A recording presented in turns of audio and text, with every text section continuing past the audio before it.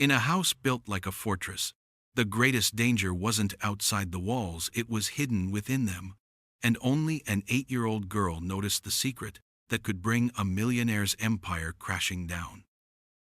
The house was too big for Emma, too quiet in the places where she wanted noise, and too noisy in the places where she needed calm. At night, when the shadows stretched long down the marble hallways and the glass walls reflected the city lights, she often lay awake, listening. Other children in her foster homes had learned to block out sounds, to pretend that creaks and footsteps were nothing. But Emma had learned to survive by noticing them. Patterns meant safety, and broken patterns meant danger. 3 nights in a row, she had heard the same thing. The sound came late, after the staff had gone to bed, and after Adrian Vale, the man who now called himself her guardian, had locked himself in his office for hours. It was faint, careful, like someone trying not to be heard, a shuffle followed by a pause, then another shuffle. She traced the sound until it always seemed to stop near the vent outside Adrian's office. When she leaned close to the vent one night, she saw scratches, fresh ones along the edge of the metal cover, too clean to have been there long. That was when her stomach tightened. She knew the signs of someone hiding things in places no one was supposed to look. Foster kids learned to notice hiding places, whether it was a bottle slipped under a couch or a bruised child stuffed under blankets. Adrian never noticed. He moved through his house like he was alone in the world, speaking fast into his phone about shareholders and markets, sitting at his wide mahogany desk while screens glowed blue across his face. He was 32 and already a millionaire, people said. Someone who had built a company out of nothing but intelligence and stubborn work. To Emma, he was a stranger who bought her clothes that fit and filled her room with books she had never asked for, but who barely looked at her long enough to see if she liked any of it. She did not want to tell him at first. Adults usually didn't believe her, and Adrian didn't seem like the kind who would stop what he was doing to listen. But the sound kept returning, and every night she felt it sink deeper into her chest, like a secret pressing to get out. It was on the 4th night that she found him in his office, still awake past midnight, his fingers moving quick across the keys, his eyes locked on numbers she couldn't understand. She stood in the doorway for a long moment, her bare feet silent against the polished floor, waiting. He didn't look up. She stepped closer, and the words stuck in her throat. Finally, she reached his chair and touched his sleeve. He muttered something about being busy, the same tone adults always used. But Emma leaned close, her voice so soft it was almost part of the hum of the machines around them. "Look in the vent," she whispered. Adrian froze. For the first time, he turned fully to her, and she saw surprise in his sharp eyes. Adrian Vale had spent most of his life building walls around himself, not the kind made of bricks or stone, but of discipline and control.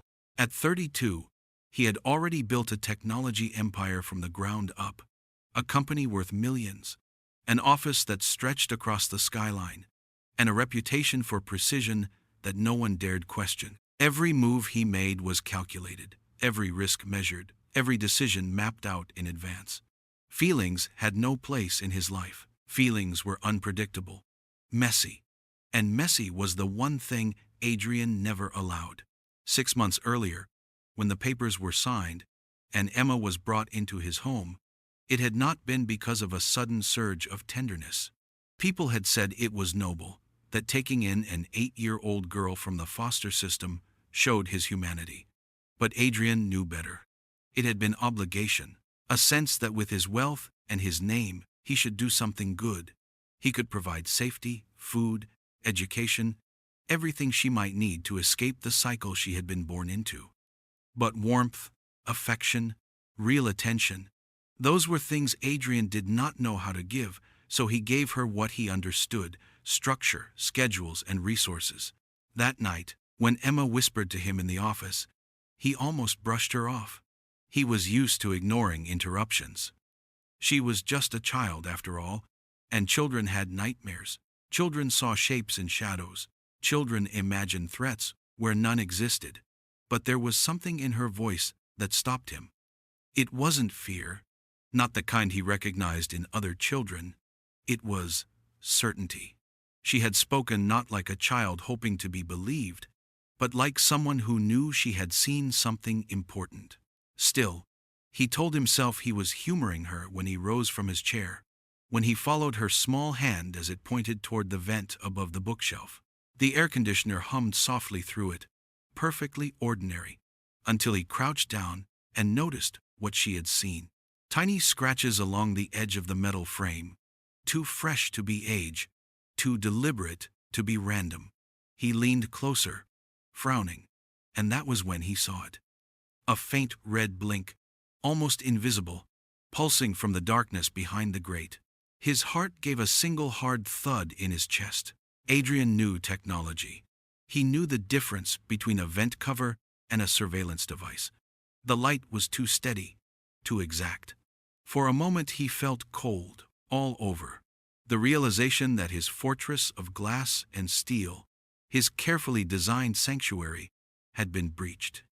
His office, the one place where he thought his secrets were safe, was not his alone. Someone was watching. Someone had been listening. He turned sharply to Emma, and for the first time since she had arrived in his home, he truly saw her. Her brown eyes were steady, waiting, not afraid, but expectant, as if she had been waiting for him to catch up. "You were right," he said slowly, his voice tighter than he wanted. "There's something in the vent." Adrian had opened vents before, when he was younger and restless, pulling apart radios and computer towers just to see how things worked, but never once had he imagined that one day he would be crouched in his own office, prying a vent cover from the wall with trembling hands. Emma stood nearby, silent, her small figure half hidden in the shadows of the tall bookcases, her eyes fixed on him with a patience that seemed far older than her 8 years. The metal cover came free with a reluctant screech, and the cool breath of air brushed across his face. At first there was only the dark hollow of the duct, the faint smell of dust and recycled air, but then he saw it. Tucked neatly against the side of the vent, almost invisible except for the faint red pulse, was a device no bigger than his thumb. Sleek, black, professional, not the kind of cheap gadget you could order online, but something designed for precision and endurance. Thin wires ran along the duct, perfectly aligned, feeding into the heart of his office wall. Adrian's chest tightened as he leaned closer. He knew this technology. It wasn't just a camera. It was a transmitter, capable of sending video and audio to a receiver far beyond the walls of his house. His own office, the room he had always believed to be untouchable, was not his alone. Every late-night phone call, every confidential document laid on his desk, every conversation he thought was private had likely been recorded. He sat back on his heels, the vent cover still clutched in one hand, and for the first time in years he felt the ground shift under him. Adrian Vale was not easily shaken. He had faced boardroom battles that would have crushed weaker men, lawsuits designed to ruin him, competitors who had tried to strip his company bare, and each time he had walked away stronger, sharper, more determined. But this was different. This was not business. This was his home, his last refuge, the one place where he had believed he could let down the armor he wore in public. And now even that sanctuary had been invaded. He looked at Emma. She had not flinched when he pulled the device free, had not looked surprised, only nodded slightly, as if this confirmed what she already knew. She hugged her tablet to her chest like a shield, her expression calm in a way no child's should ever have to be. Adrian felt a sting of shame. He had dismissed her whispers, treated her fears as childish, when in truth she had seen what he had missed. The device felt heavier than its weight as he turned it over in his hands. He could almost hear the echo of his own voice trapped inside it. Every secret deal, every private thought. His empire had been built on protecting information, on securing the digital lives of millions, yet his own life had been cracked open in the simplest, most personal way. His fortress was a facade. Adrian closed his fist around the device and drew a slow breath. Whoever had planted it had not just stolen his privacy, They had challenged the very foundation of who he was, and that was something Adrian Vale could not, and would not, forgive. Adrian sat back in his chair, the small black device resting on the desk between him and the girl who had found it. The office felt different now. Every familiar hum of the machines carrying a new weight, every flicker of light on the walls, making him wonder what else was hidden in plain sight. Emma stood quietly, her hands clasped around the battered tablet she carried everywhere. She looked small against the tall windows and heavy shelves, yet her presence filled the room in a way Adrian had never noticed before. He leaned forward, trying to soften the edge in his voice. "How did you know it was there?" he asked. Emma hesitated, then climbed onto the leather chair opposite him. Her knees barely reached the edge, but she sat with a kind of stillness that made her seem older than she was. She tapped the scratched screen of her tablet and held it up. The display glowed faintly, filled with lines and moving signals that looked like noise to anyone who didn't understand. "I scan at night," she said in her small but steady voice. "The house feels buzzy sometimes, like it's not quiet, even when it's supposed to be. I thought maybe it was the Wi-Fi, but then I started seeing other things. Signals that didn't match the ones from your phones or computers." Adrian frowned, leaning closer. "You can tell the difference?" She nodded. "This one's yours, that's your phone. These are the cameras in the hallways. But these red dots," she pointed with her finger, her nail chipped and uneven, "these don't belong. They don't follow the same pattern." On the map of the house that she had drawn into the software, a handful of glowing red points pulsed like quiet warnings. One was the vent where they had found the device. Another was near the living room, tucked behind the elegant crystal vase his fiancée had insisted belonged there. A third hovered by the master bedroom. Adrian's stomach tightened as he traced the map with his eyes. Whoever had planted the vent device hadn't stopped there. They had spread their net through the house, recording and transmitting everything. Emma watched him carefully, her expression unreadable, though her small hands clenched the tablet tighter. "I didn't tell you at first," she admitted, her voice dropping lower. "People don't usually believe kids. I thought maybe it was part of your system, and I was just wrong. But then I saw the scratches on the vent, and the light, so I knew I had to say something." Her honesty hit him harder than he expected. He realized then that she hadn't just been playing with a toy when she stayed up late. She had been carrying the burden of what she'd seen alone, weighing whether he would listen or dismiss her like so many others had before. For the first time since she had entered his life, Adrian felt the full force of who Emma was. She wasn't simply a foster child in his care, not a responsibility he could check off like a business transaction. She was observant, sharp, frighteningly perceptive, a mind already wired for patterns and truth. She had noticed what he had missed in his own home, and she had been brave enough to whisper it when it mattered most. Adrian looked at her across the desk, and in that moment, she no longer seemed like a stranger. She seemed like the only person in the house he could trust. Adrian sat alone in his office long after Emma had gone to bed, the quiet pressing in on him like a weight he could not shake. The small device from the vent lay on the desk where he had left it, a tiny black shape that seemed to grow larger every time he looked at it. His mind raced through possibilities, each one darker than the last. There were only a handful of people who had access to his home, and fewer still who could have planted something so precise, so carefully hidden.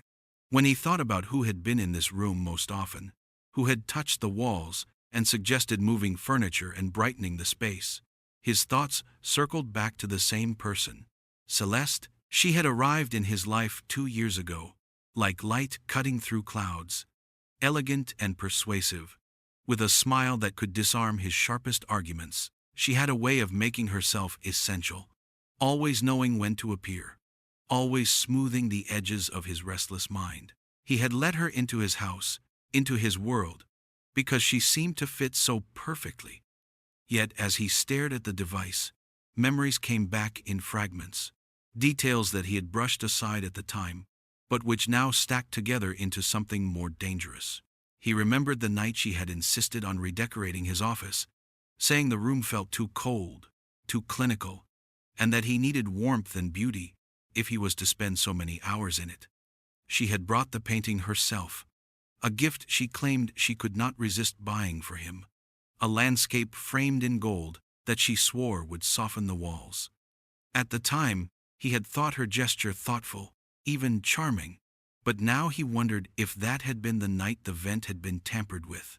He remembered her late-night phone calls, always taken just outside his office or in the garden, her voice low and urgent. But when he asked, she had smiled and said it was a friend going through a divorce, or her sister who lived overseas. He had believed her, not because her answers made sense, but because he wanted to. He remembered her perfect timing, arriving with coffee just as his meetings dragged into the small hours, kissing his temple when he was too tired to notice how she always seemed to know his schedule better than he did himself. And then, there was her interest in his work, oddly specific for someone who claimed not to understand technology. She had asked about his prototype algorithm, about the clients he trusted most, about when the product would be launched, details no casual partner should have cared about. At first, he had taken her questions as flattery, proof she cared about his world, but now, with Emma's map of signals still fresh in his mind, those questions felt like something else. Information gathering. The pieces clicked together with a terrible certainty, like a lock sliding shut. He wanted to resist the thought, to push it aside as paranoia, but the truth was already tightening its grip.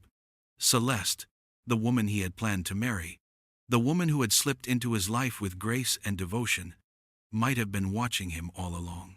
Adrian did not sleep that night. The blinking light in the vent haunted him long after he had put the device away, and the memories of Celeste's smiles pressed against the edges of his mind like a weight he could not escape. By morning he had made a decision, not the kind he made in boardrooms with graphs and numbers, but a personal one, built on instinct and doubt. He would not accuse her directly, not yet, but he would test her. If she was innocent, his questions would mean nothing. If she was guilty, her mask would slip, even if only for a second. He found her in the sunlit breakfast room, a porcelain cup in her hand, her silk robe flowing like something from a photograph. She greeted him with warmth, her lips brushing his cheek, as if nothing had changed. He almost let himself fall into the comfort of her presence, but Emma's words from the night before stayed sharp in his ears. Look in the vent. He sat across from Celeste, his voice even, his face carefully blank. I've been noticing some strange things around the house, he said casually, reaching for his coffee. Signals where they shouldn't be. Devices I don't remember installing. Almost as if someone is monitoring us. For the briefest second, something flickered in her eyes. So quick, most would have missed it. But Adrian had spent his life studying people in negotiations, watching how they shifted when pressed. The flicker was real, and then it was gone, replaced by a soft laugh. Oh, Adrian, she said, her tone warm and playful. You've been working too hard again. Always staring at screens, always chasing ghosts in the code. You're seeing problems that aren't there. Maybe the house needs an update. Technology gets old, even yours. Her hand reached across the table, brushing his fingers, her eyes shining with concern. She tilted her head just enough to seem genuine, her laughter like music against the quiet room. To anyone else, she would have seemed completely convincing, but Adrian noticed how quickly she had turned the suspicion back on him, how she smoothed over his words with charm instead of curiosity. A woman with nothing to hide would have asked questions. A woman with something to lose would deflect. He played along, nodding faintly, pretending to accept her answer. You're probably right, he murmured, forcing a smile. Maybe I am overthinking it. She leaned back, satisfied, sipping her coffee like the matter was closed. But in that moment, Adrian felt something cold coil in his chest. She was good, too good. Emma had been standing in the doorway the whole time, quiet as always, unnoticed by Celeste, who rarely looked at her unless it served a purpose. When Celeste rose to fetch another cup, Emma slipped into the room, her small voice low but certain. "She's lying," she said simply. Her brown eyes locked on Adrian's. The words cut through him sharper than Celeste's laughter had. He looked at Emma, and for the first time he realized that her instincts, honed by years of surviving adults who lied with smiles, might be the only truth he could rely on.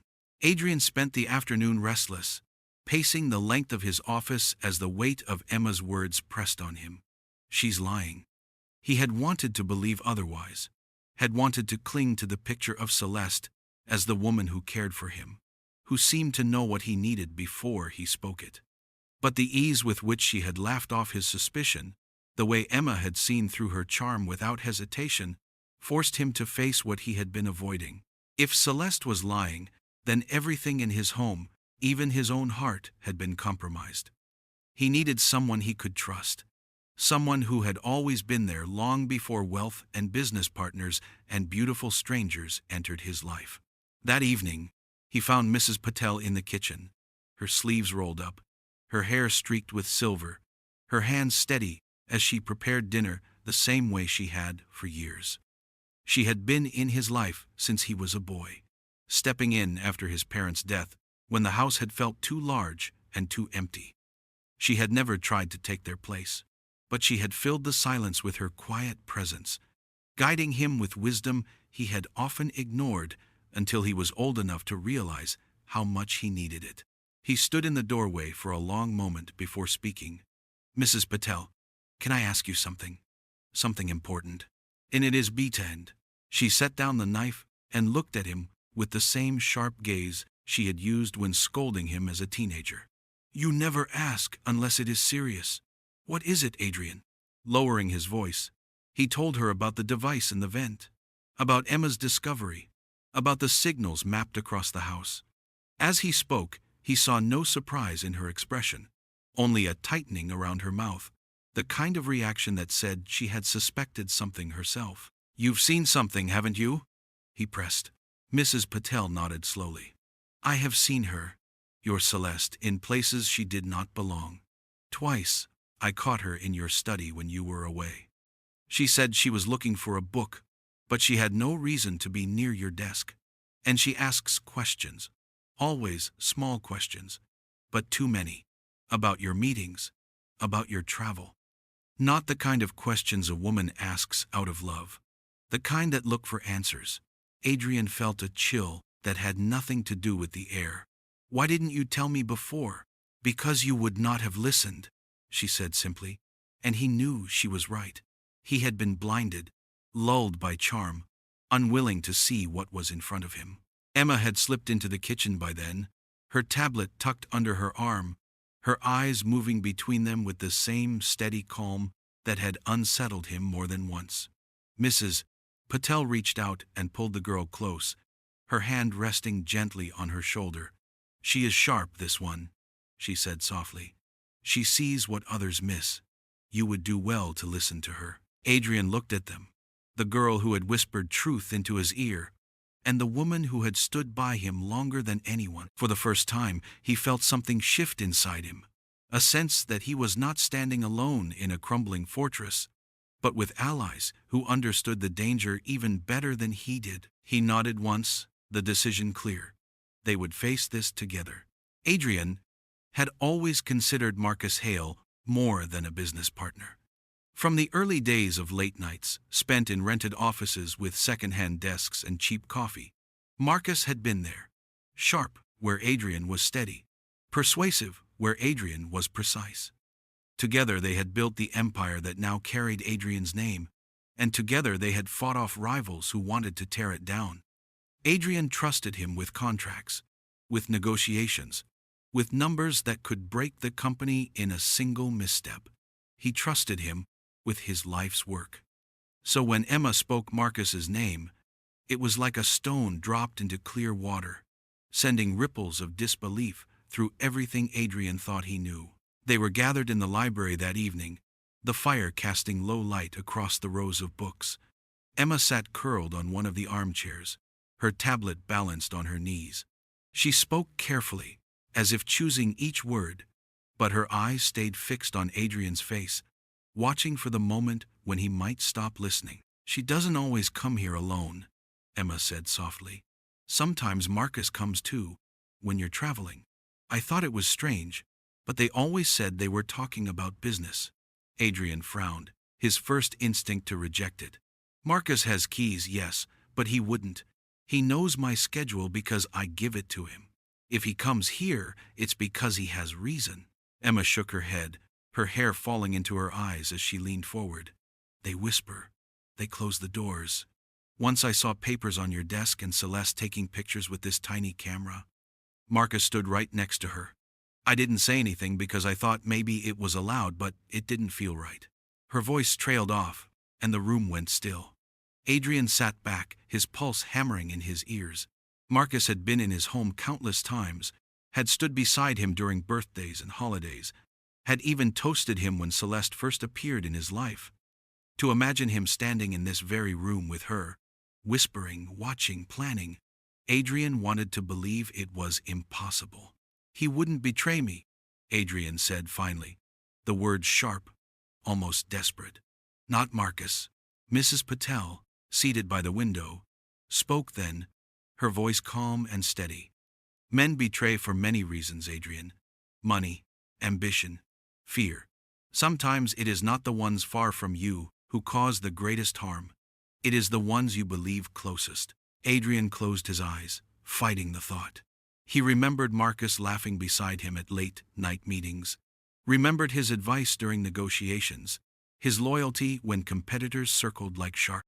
But he also remembered the wire transfers he had signed without checking, the documents Marcus had handled without question, the trust he had given freely because it felt unshakable. Doubt crept in like a draft beneath a locked door, unwelcome but undeniable. If Marcus was part of this, then the betrayal cut deeper than anything Celeste alone could have done. It would mean that the foundation of his empire, the man who had stood with him since the beginning, had been hollow all along.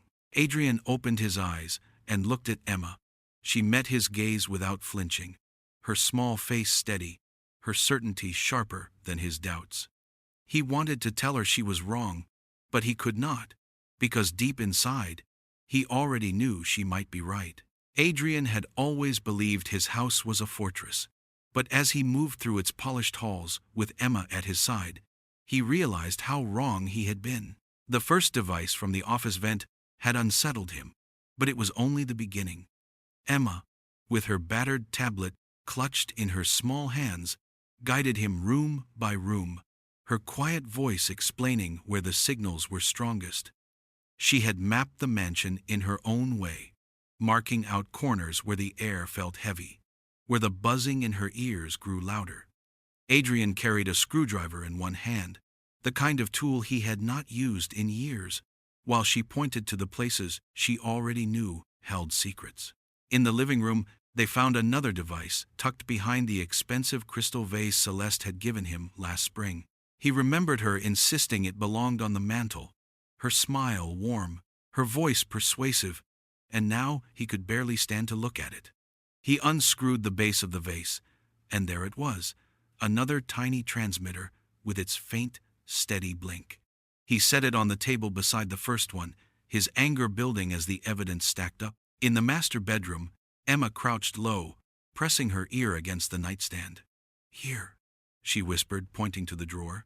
He pulled it out and found a paper-thin strip, no bigger than a coin, hidden beneath the lining. It was sleek, sophisticated, and terrifying in its precision. He wondered how many nights he had spoken freely in this room, unaware of the silent witness embedded within his walls. By the time they finished, the desk in his office held a small collection of devices, each one no larger than a finger, each one placed with care. Adrian stared at them, his hands clenched at his sides, the rage in his chest tempered only by the cold realization that someone had been dismantling his life piece by piece, while he slept beside the woman he thought he could trust. Emma climbed into the chair across from him, her tablet lighting up her face. She tapped quickly, pulling up the same map she had shown him before, only now the signals blinked red where devices had been removed, leaving behind faint traces of their activity. "They're all connected," she explained. her voice steady, though her fingers trembled slightly. They send everything to the same place.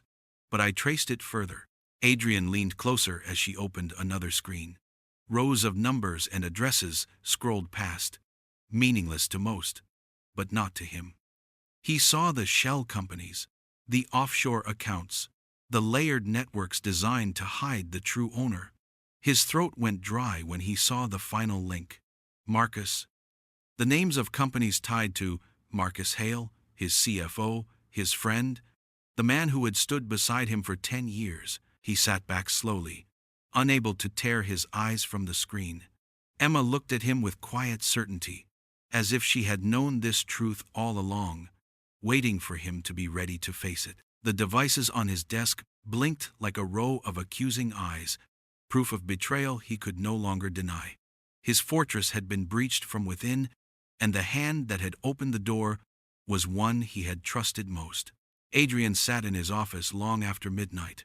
The lights dimmed.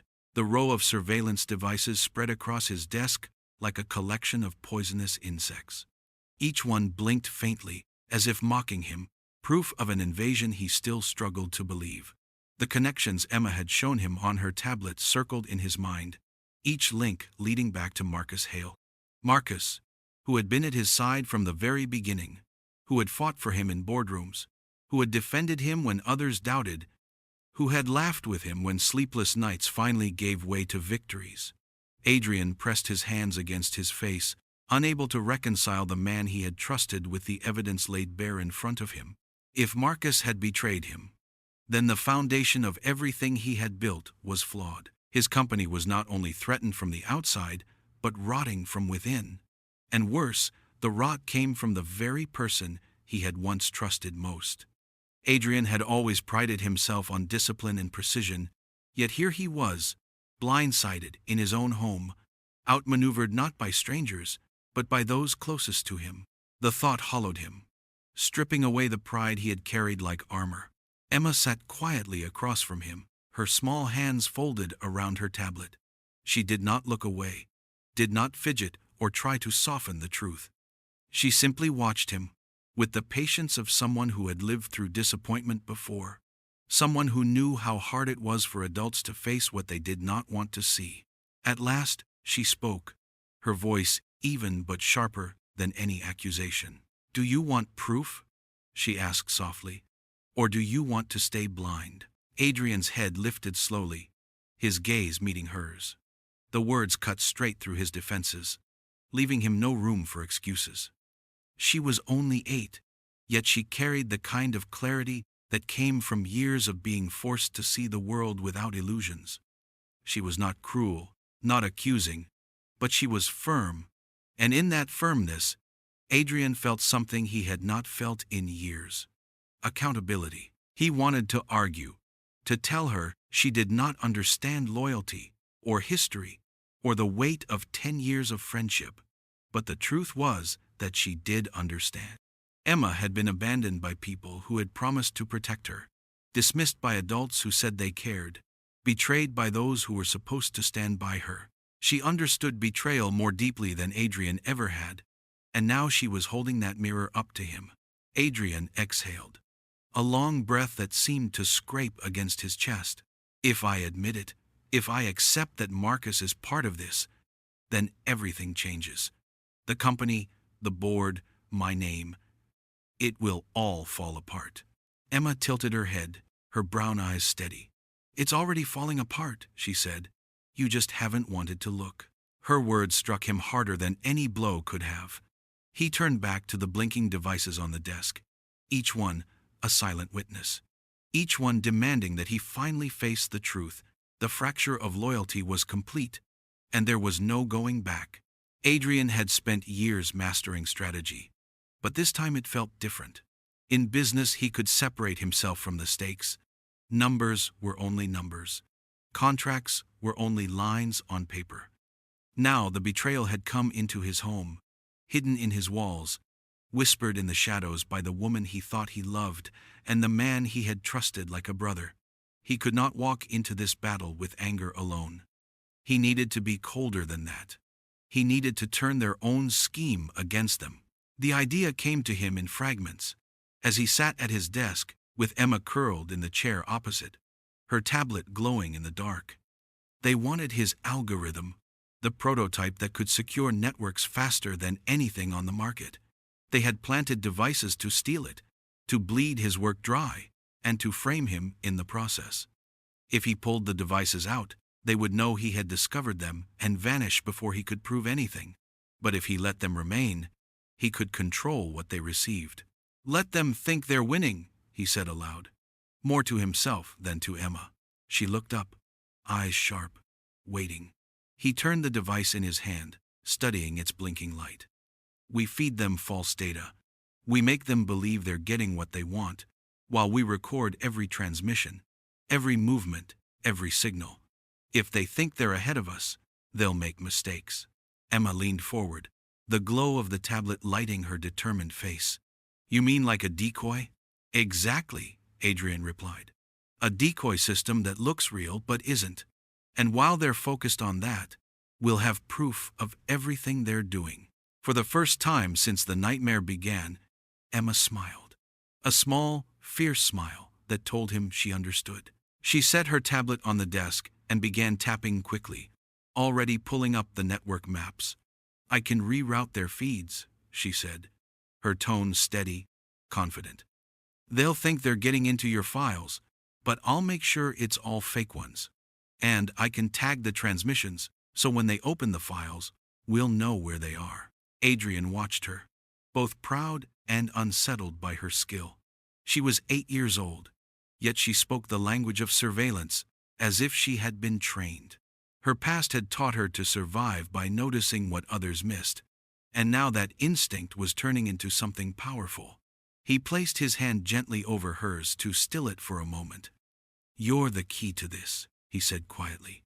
"But you can't take risks alone. We do this together." She nodded solemnly, her small hand steady beneath his. The plan unfolded over the next hours like a chess game. Adrian prepared the decoy files, complete with false trails and fabricated signatures, while Emma rerouted signals so that every device in the house became a silent double agent. Mrs. Patel kept watch, her sharp eyes on Celeste's movements, making sure the woman who thought she controlled the house never noticed the shift happening under her nose. When the final adjustments were made, Adrian sat back and studied the board he had created. For the first time since discovering the first device, he felt calm. They thought they were outsmarting him, but every step they took now would only tighten the net around them. He glanced at Emma, who met his gaze without hesitation, and knew he wasn't fighting alone anymore. Celeste had a way of making every moment seem casual, as if nothing in the world could disturb the rhythm of her charm. She walked into Adrian's study late in the afternoon, carrying 2 cups of coffee, her smile as effortless as always, her perfume trailing behind her like a memory designed to distract. Adrian was seated at his desk, the glow of his computer reflecting across his face, but his mind was sharper than it had been in weeks. The plan he and Emma had set into motion had shifted something inside him, replacing his uncertainty with quiet vigilance. He was no longer just a man in love. He was a man watching, waiting, calculating. Celeste placed a cup on his desk, brushing his shoulder lightly as she leaned close. "You've been working too hard again," she said, her voice low and smooth. "Is it for the launch in September or October?" Adrian's hands froze above the keyboard. He did not look at her. Not immediately. He forced himself to breathe, to keep the tension from hardening across his face. He had never told her about the timeline. He had been careful to keep it locked between himself and the board, guarded on secure servers, spoken of only behind closed doors. And yet here she was, casually dropping it into conversation, as though she had stumbled on the information by chance. He turned his head slowly, giving her a faint smile, masking the fury that burned hot in his chest. "What launch are you talking about?" he asked lightly, his tone so even it might have fooled anyone else. Celeste's eyes flickered, just for a moment, before she laughed and waved a hand as if brushing away a mistake. "Oh, I must have mixed it up. You mentioned something about new developments last week, didn't you?" I only assumed it was connected to the launch. Adrian nodded, pretending to let the explanation pass, but his pulse hammered in his ears. He could almost feel Emma's gaze from across the room, where she sat in her quiet corner with her sketchpad, pretending to draw but really listening to every word. Celeste's slip had not gone unnoticed. Inside, the confirmation burned like acid. This was no coincidence. She had known details he had never shared, and the truth of it cut deeper than he had prepared for. Her laughter, her soft touch, her careful charm, all of it now rang false. He saw her differently, the mask of affection slipping just enough to reveal the cold calculation beneath. Emma raised her eyes from the page, her brown gaze steady, certain. She did not speak while Celeste lingered in the room, filling the air with her easy chatter, but when she finally drifted away, Emma set down her pencil and met Adrian's eyes. "You believe me now," she said quietly. Adrian held her gaze, his throat tight. For the first time he could not hide behind doubt or excuses. He believed her completely, and the weight of that truth settled heavy on his shoulders. The house was quiet except for the steady hum of machines, but Adrian could feel the tension in the air like static before a storm. Emma sat cross-legged on the rug in his office, her tablet balanced on her knees, the screen casting a pale glow across her face. Her small fingers moved quickly, her concentration absolute. Adrian had learned not to interrupt her when she worked like this, because every time she looked up it was with something important, something that shifted the ground beneath them. Tonight was no different. "I found a message," she said finally, her voice calm but carrying a weight that made Adrian's chest tighten. She turned the screen toward him. Across the display was a simple line of text she had pulled from the stream of encrypted chatter bouncing through the devices still hidden in the house. "Final transfer tomorrow." Adrian stared at the words, his mind racing. He knew immediately what it meant. They were moving to take the algorithm, the prototype, he had guarded more closely than anything he had ever built. But Emma scrolled further, and the rest of the plan revealed itself in fragments of code and instructions, each more damning than the last. Not only would they steal his work, they would bury him beneath the ruins of his own empire. False documents, bank accounts he had never opened, records designed to paint him as complicit in corporate espionage. The plan was meticulous, merciless, and almost flawless. Almost. Adrian leaned back, rubbing a hand across his jaw as the reality pressed in. He had always known Marcus was ambitious, but he had never believed his closest ally would sink so low. And Celeste, the woman who had slipped into his life with warmth and devotion, was nothing more than an infiltrator, designed to disarm him. The betrayal burned hot, but underneath the anger was a strange clarity. Now he understood the board moves, the endgame. And if they wanted to play this out tomorrow night, then tomorrow night was when he would end it. Emma's eyes searched his face, cautious, waiting for him to speak. "What do we do now?" she asked softly. Adrian turned back to her tablet, scrolling through the captured transmissions. "We use this. Every message you've intercepted, every signal you've traced, it's evidence. More than enough to bring them down." He stood and crossed to his desk, unlocking a drawer that few had ever seen. From inside he pulled a small case, one that held secure contact lines to people outside the company, people who owed him favors and who worked in places where corruption was more than a rumor. Government contacts, men and women in cyber defense who had watched him rise over the years. He had always hoped never to use those connections, but tonight they would be his weapon. He drafted the files carefully, attaching Emma's logs, the network maps, the intercepted messages. It was meticulous work, but Adrian felt steadier with each step. For the first time since this began, he was not on the defensive. He was setting the trap. Emma watched him with quiet pride, her small frame straight in the chair, her eyes brighter than the tablet's glow. She had given him the truth, and now he was ready to use it. Tomorrow night, when they came for him, they would not find a broken man. They would find a hunter, waiting. Adrian carried his suitcase to the car, with the deliberate movements of a man who wanted to be seen. Celeste stood at the doorway in a silk robe, her expression soft, her voice laced with affection as she wished him safe travels. He leaned in, kissed her cheek lightly, and promised he would call once he landed. She touched his sleeve as if reluctant to let him go, and for a fleeting second he almost let himself believe the picture she painted, the perfect fiancé sending off the man she loved. But then he caught Emma's eyes peeking from the top of the staircase, steady and unblinking, and the illusion dissolved. He got into the car, started the engine, and drove down the long private road until the house disappeared from sight. Half an hour later, he slipped quietly through the basement entrance Mrs. Patel had left unlocked. The car was parked in the woods, the suitcase nothing more than a prop. He entered the small, windowless room hidden behind the old wine cellar, a place only Mrs. Patel and his late father had ever known. Now it had been transformed into their command center. Screens glowing with feeds Emma had tapped into, wires running across the floor, the hum of their own equipment masking the silence of the house above.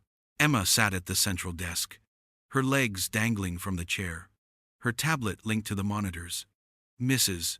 Patel stood by the door, her arms folded, her expression as sharp and steady as when she had raised him years ago.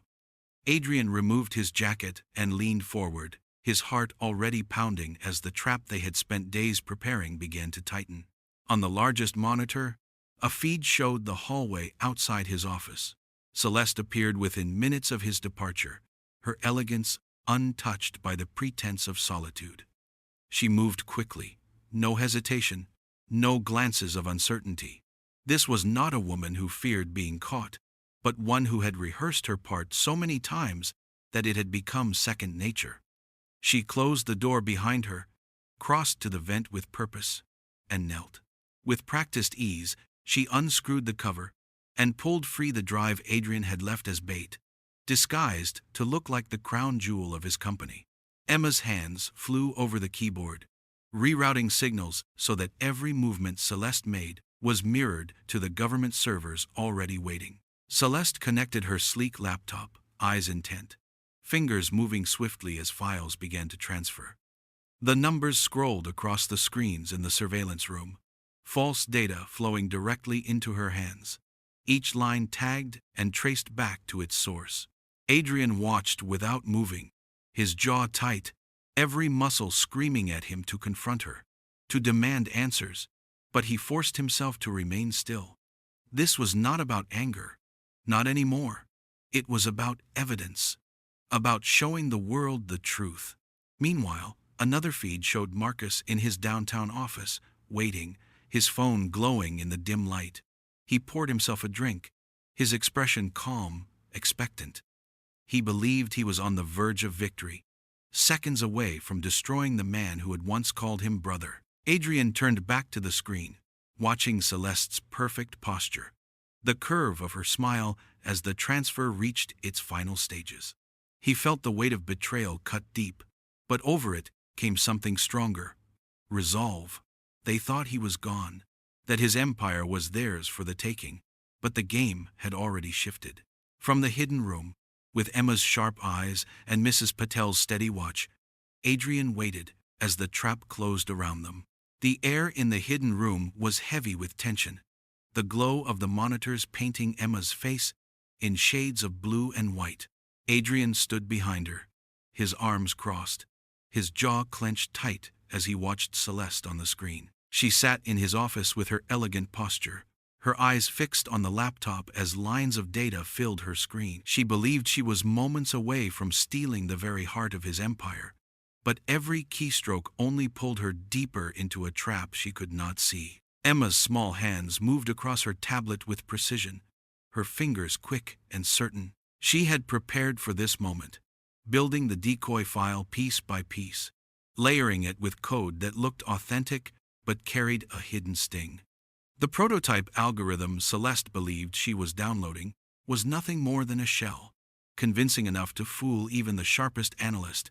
But beneath the surface, Emma had woven her own creation, trackers that clung like shadows, silent and impossible to erase. On the feed, Celeste's lips curved into a smile as the progress bar climbed higher. She leaned closer to the screen, her expression gleeful, her mask slipping just enough to show the predator behind the charm.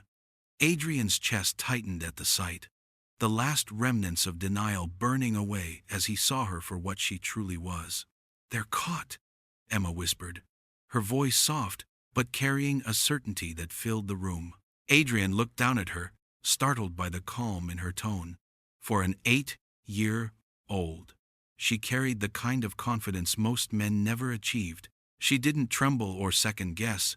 She simply knew. On the screen, a small icon blinked on Emma's program. Confirmation that the trackers had embedded themselves fully, sending back streams of information with every second Celeste worked. Adrian leaned closer, reading the incoming data.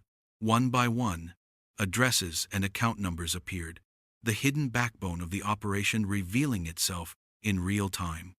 Emma had exposed not only the devices, but the entire network behind them, tracing their path through layers of false companies and encrypted routes until names and places finally appeared.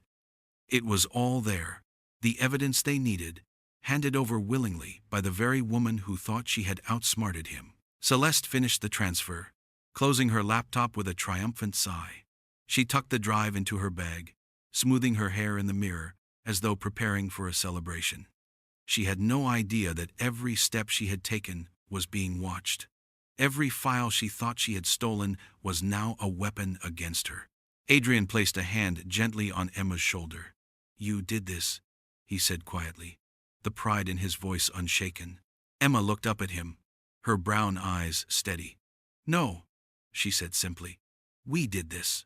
In that moment, Adrian realized that the strength of his empire was no longer in the walls he had built or the money he had earned, but in the unlikely alliance between himself, the woman who had raised him, and the child who had saved him. Celeste believed she had won, but the truth was already written. The hunters had become the prey.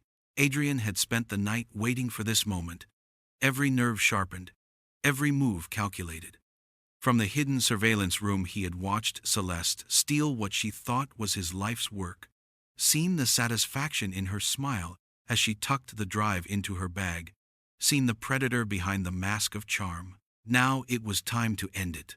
He walked the short distance from the cellar to his office with measured steps, his mind cold, his resolve unshaken. When he opened the door, Celeste was still there, arranging her bag, ready to disappear into the night. "Game over, Celeste," Adrian said, his voice steady and calm. She froze, then turned slowly, her expression twisting in a way he had never seen before. The softness she wore like perfume was gone, replaced with something sharp, venomous, unmasked. Her green eyes narrowed, and her lips curled into a sneer. There were no tears, no excuses, no attempts at persuasion. She knew the game was finished, and for the first time, she allowed him to see who she really was. "You think you've won," she hissed, her voice low and cold. "You have no idea what you're up against. This isn't about you, Adrian. It's bigger than your company, bigger than your fortune. You're just a piece on the board." Adrian stepped closer, his eyes never leaving hers. "If that's true, then why do you look so afraid?"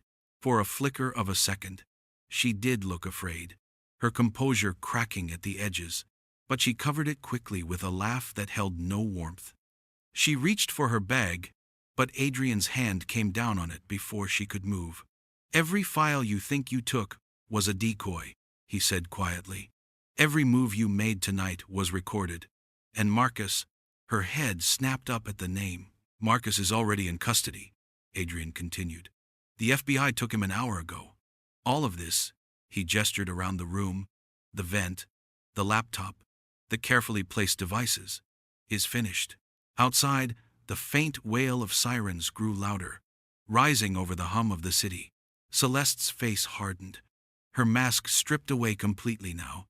She leaned closer, her voice dripping with contempt. "You still don't understand. Men like you can build empires, but you don't know how deep the roots of power go. Take me down and 3 more will take my place. You've just declared war on people you'll never see coming. Adrian held her gaze, unflinching. Maybe, but tonight you lose, and you'll answer for everything you've done. The sirens stopped at the gates, doors slammed, voices barked commands. Heavy footsteps echoed down the hall. Celeste's composure finally broke as agents swarmed the house, their shouts filling the silence she had once controlled. She stood rigid, her hands trembling despite her bravado, her eyes darting for an escape that no longer existed. Adrian stepped back, letting the agents move in. Emma stood in the doorway behind him, her small face steady, her eyes unblinking.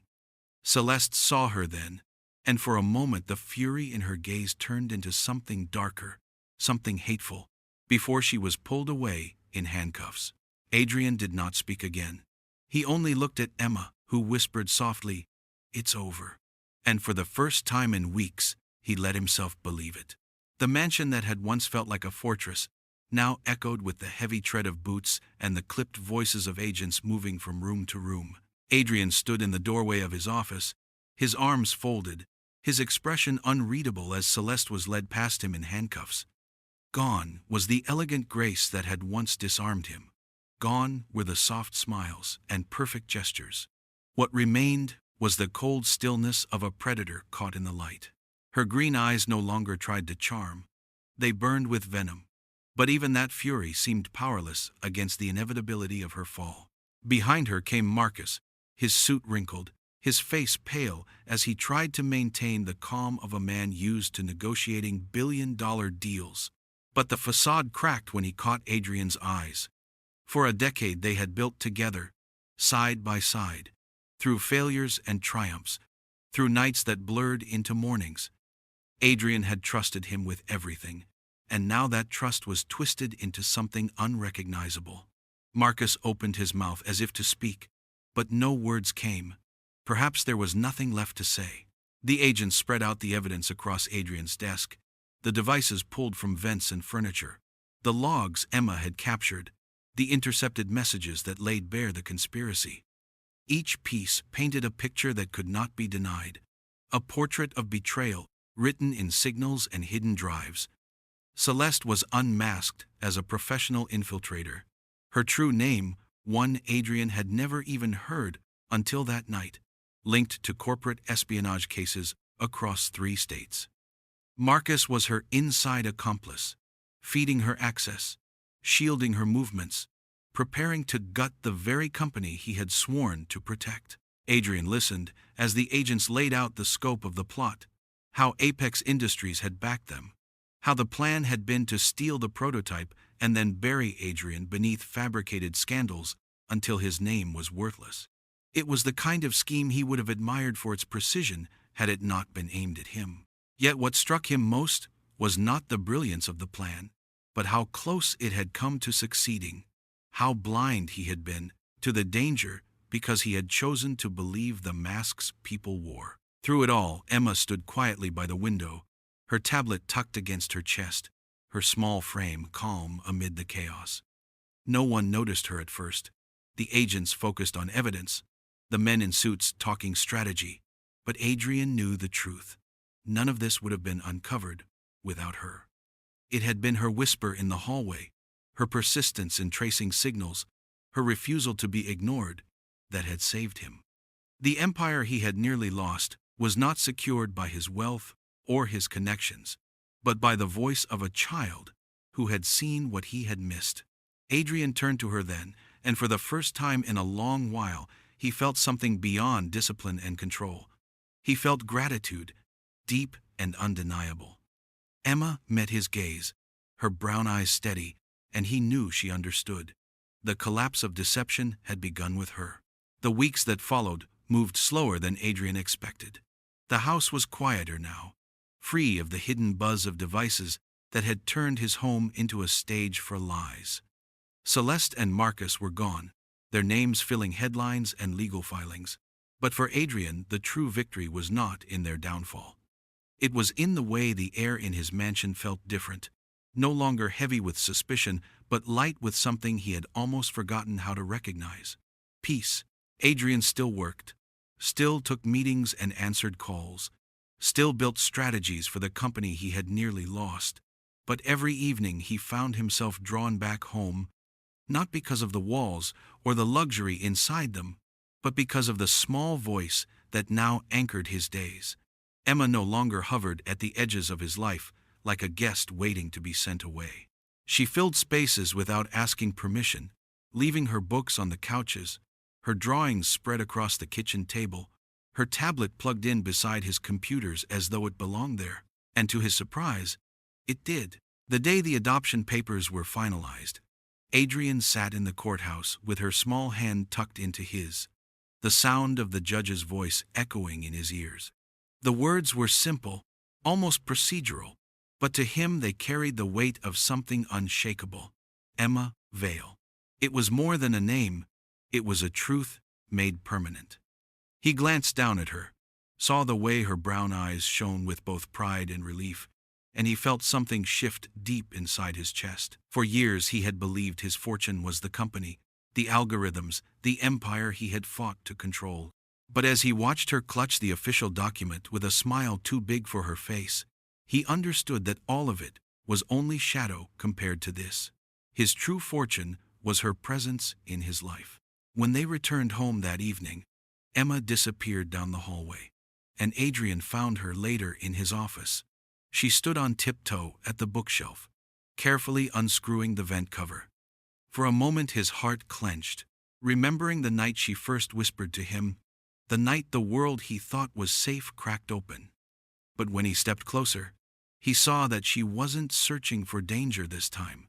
She was sliding small folded papers into the hollow space, each one covered in her drawings, sketches of their home, of Mrs. Patel smiling in the kitchen, of Adrian at his desk, with her seated beside him. She turned, her cheeks flushed. "It's our place now," she said shyly. "Not for secrets, for memories." Adrian felt his throat tighten as he reached out and replaced the cover with her. The vent that had once hidden betrayal now held something else entirely. A symbol of survival, of truth, of a family built not on lies but on trust. He looked at Emma then, and she looked back without hesitation. They were no longer strangers circling each other in silence. They were father and daughter, a family bound not by obligation or chance, but by the choice to believe, to protect, and to love. If this story moved you like it moved us, don't forget to give it a like. And if you want more stories like this one, hit subscribe. We'd love to have you with us.